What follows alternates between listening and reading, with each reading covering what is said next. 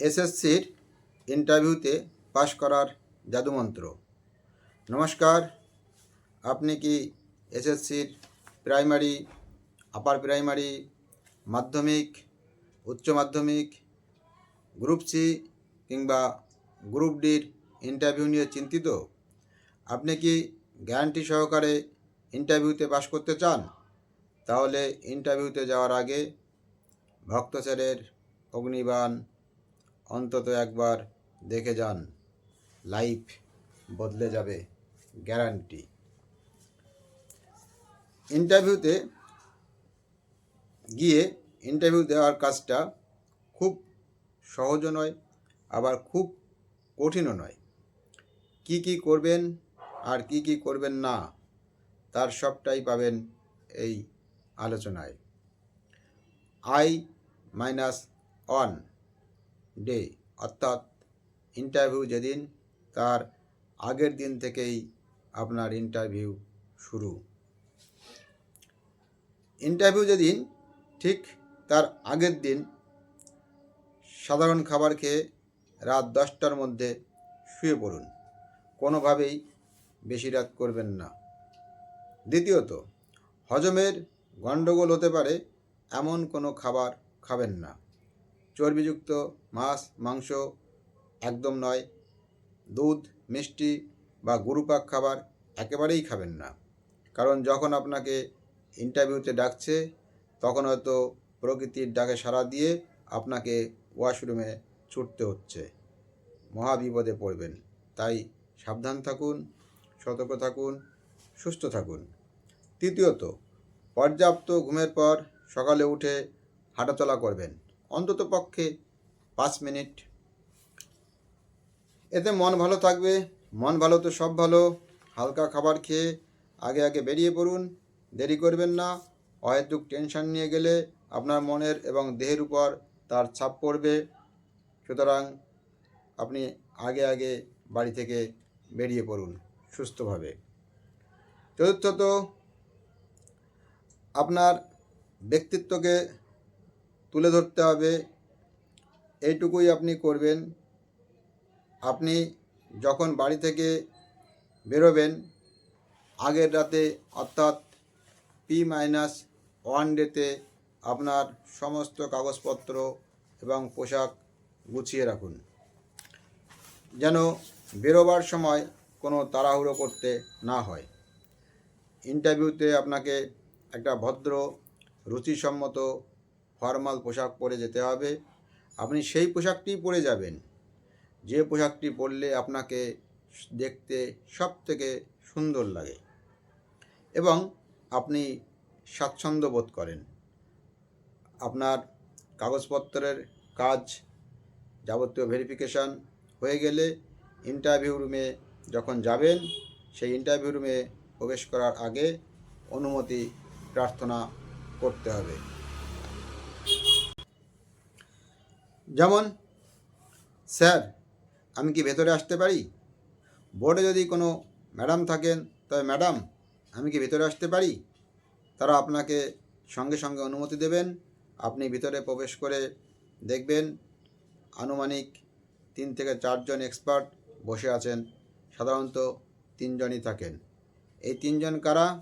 একজন থাকেন কোনো এক সাবজেক্টের বিশেষজ্ঞ, একজন থাকেন চাইল্ড সাইকোলজিস্ট, আরেকজন থাকেন সাধারণত বোর্ড নমিনি বা বোর্ডের সদস্য। ষষ্ঠত, আপনি ভিতরে ঢোকার অনুমতি পেয়ে যখন ভিতরে যাবেন, গিয়ে দেখবেন একটি খালি চেয়ার আছে, আপনার জন্যই আছে।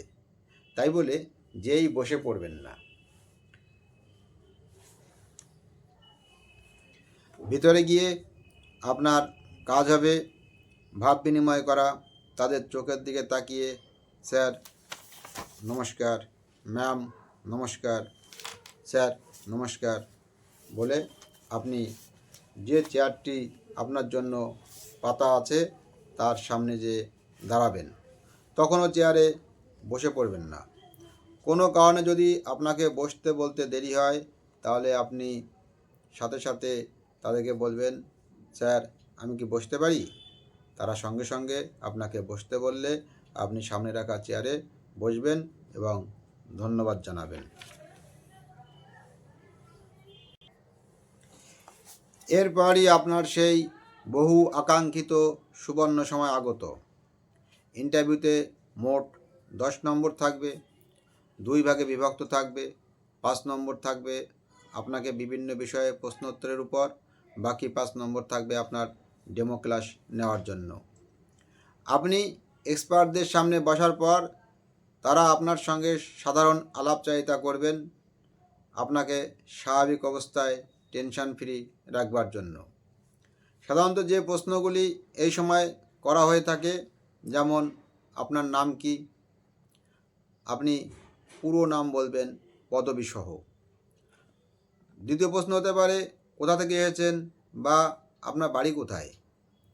আপনার উচিত হবে প্রথমে জেলার নাম থেকে শুরু করা। আমি উত্তর 24 পরগনার মসলন্দপুর থেকে বা বনগাঁ থেকে বা বারাকপুর থেকে বা নদিয়ার কল্যাণী থেকে, যেখান থেকে আপনি যাবেন সেই জায়গার নাম বলবেন। এরপর যদি বিশেষ করে নির্দিষ্ট এলাকা জিজ্ঞাসা করেন, তখন আপনি আপনার গ্রাম, পোস্ট বা ইত্যাদি ইত্যাদি যা জানতে চাইবেন বলবেন। মনে রাখবেন, আপনার জন্য সময় কিন্তু খুব বেশি নেই। স্বল্প সময়ে গুছিয়ে আপনাকে ইন্টারভিউ দিতে হবে। এরপর আপনার শিক্ষাগত যত সার্টিফিকেট আছে সব জানতে চাইতে পারেন। কোন সালে পাস করেছেন, কত পার্সেন্টেজ নম্বর পেয়েছেন, কোন কোন বোর্ড বা কাউন্সিল ইউনিভার্সিটি থেকে পাস করেছেন, সেগুলো পুরো মুখস্থ করে রাখবেন, যেন নিজের কোয়ালিফিকেশান বলতে কোনো ইতস্তত বোধ না হয়, অতিরিক্ত সময় না লাগে। এরপর আপনার অগ্নি পরীক্ষা শুরু। তবে ঘাবড়াবেন না, আত্মবিশ্বাসের সঙ্গে উত্তর দেবেন। যদি কোনো উত্তর আপনার মনে না পড়ে বা আপনি সেই সময় মনে করতে না পারেন, তাহলে বিনীতভাবে বলবেন, এটা আমার জানা নেই স্যার, কিংবা বলবেন, এই মুহূর্তে আমার মনে নেই স্যার। এতে কোনো অসুবিধা হবে না। কিন্তু না জানা সত্ত্বেও যদি বানিয়ে বানিয়ে উত্তর দেওয়ার চেষ্টা করেন, তাহলে ফল ভালো নাও হতে পারে। সাধারণত যে প্রশ্নগুলি হওয়ার সম্ভাবনা থাকে, আপনি এখন কি করেন, আপনি কেন শিক্ষকতা করতে চান, অন্য পেশা পছন্দ নয় কেন, SIR সম্পর্কে কি জানেন, SIR-এর পুরো নাম কি, BLO কি কাজ করেন, আপনাকে যদি BLOর দায়িত্ব দেওয়া হয় আপনি পালন করতে পারবেন কি না, SIR সম্পর্কে আপনার মতামত কি, কেন্দ্রীয় সরকার ও নির্বাচন কমিশনের উপর বিভিন্ন প্রশ্ন হতে পারে। প্রশ্নের মাধ্যমে জানার চেষ্টা করতে পারেন আপনি কোন রাজনৈতিক দলের সমর্থক। সাবধান থাকবেন, নিরপেক্ষ থাকার চেষ্টা করবেন। খেলা, সিনেমা, সাম্প্রতিক ঘটনাবলী এর উপরও প্রশ্ন হতে পারে। চাইল্ড সাইকোলজির উপর প্রশ্ন থাকা স্বাভাবিক। যেমন আপনাকে জিজ্ঞাসা করতে পারেন যে, ধরুন আপনি পড়াচ্ছেন, তখন ক্লাসের পিছনে একটি ছেলে উঠে বলল, স্যার বা ম্যাডাম, এই ছেলেটি আমাকে মারছে, বা 4-5 জন ছেলে মিলে মারামারি শুরু করে দিল, আপনি কি করবেন বা কিভাবে সামলাবেন, ইত্যাদি ইত্যাদি প্রশ্ন হওয়াটা স্বাভাবিক।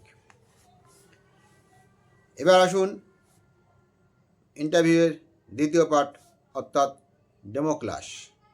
আপনি একটি ক্লাস নিয়ে আপনার যে শিক্ষকতা করার যোগ্যতা আছে তার প্রমাণ দিতে হবে।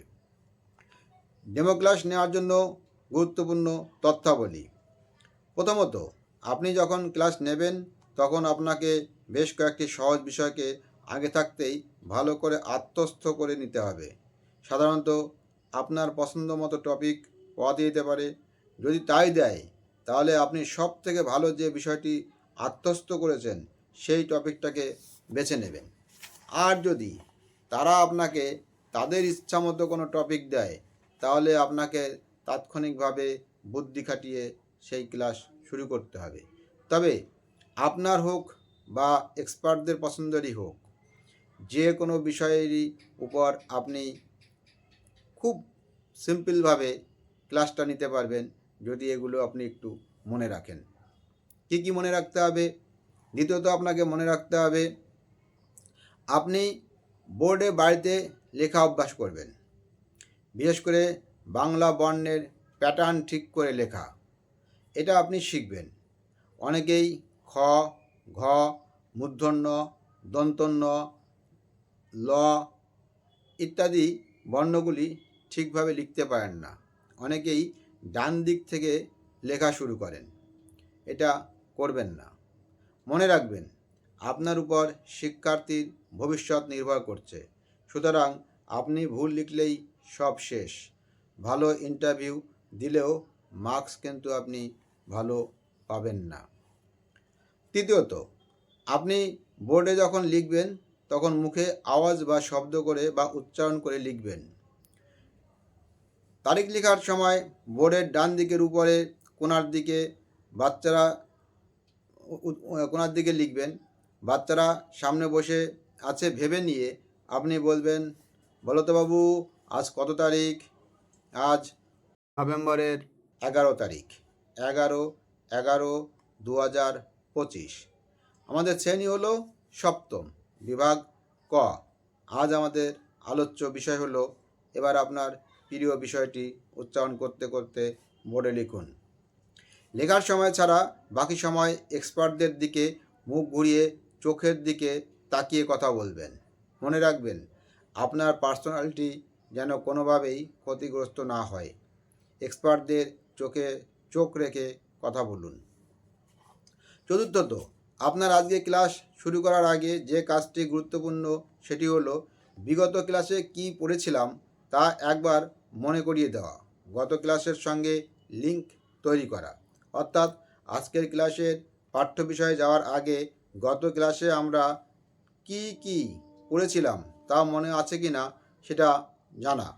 তাই আমাদের কোনো একটা টপিক আলোচনা করতে হলে তার আগে বলতে হবে যে আমরা আগের দিন কি শিখেছিলাম বা এই টপিকটা আমরা শিখেছিলাম। তোমাদের বলেছিলাম সবাই ভালো করে বাড়িতে পড়ে আসবে। কতজন ভালো করে পড়ে এসেছো? হাত তোলো তো দেখি। বাহ বাহ বাহ, এতগুলো ছেলে পড়ে এসেছো, তাহলে তো আমরা আজকে নতুন বিষয়ে আলোচনা করতেই পারি। যাক, ভালো করে মন দিয়ে শুনবে। পড়ার মাঝে আমি প্রশ্ন করব, তোমরা সঠিক উত্তর দেবে, কেমন? আজ আমাদের আলোচ্য বিষয় তাহলে বলে আপনার বিষয়টি উচ্চারণ করে পড়াতে শুরু করবেন। ততক্ষণ পড়াবেন যতক্ষণ না পর্যন্ত আপনাকে থামতে বলা হয়। মনে রাখবেন, পড়ার মাঝখানে যদি কোনো কারণে আপনার মনে না থাকে বা আপনি ইতস্তত করেন, তাহলে সেটাকে আপনাকেই মেকআপ দিতে হবে। পড়া সম্পন্ন না হলে আপনার কোয়ালিফিকেশান সম্পন্ন হবে না।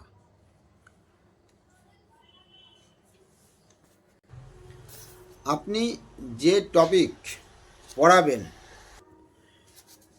সেই টপিকটা আপনাকে বারবার পড়তে হবে এবং নিজেকে আত্মস্থ করে নিতে হবে। পড়ার মাঝখানে সহজ সহজ প্রশ্ন আপনি করতে পারেন। যেহেতু আপনার সম্মুখে তখন শিক্ষার্থী উপস্থিত থাকবে না, তাই আপনাকে কেউ হয়তো উত্তর দেবেন না।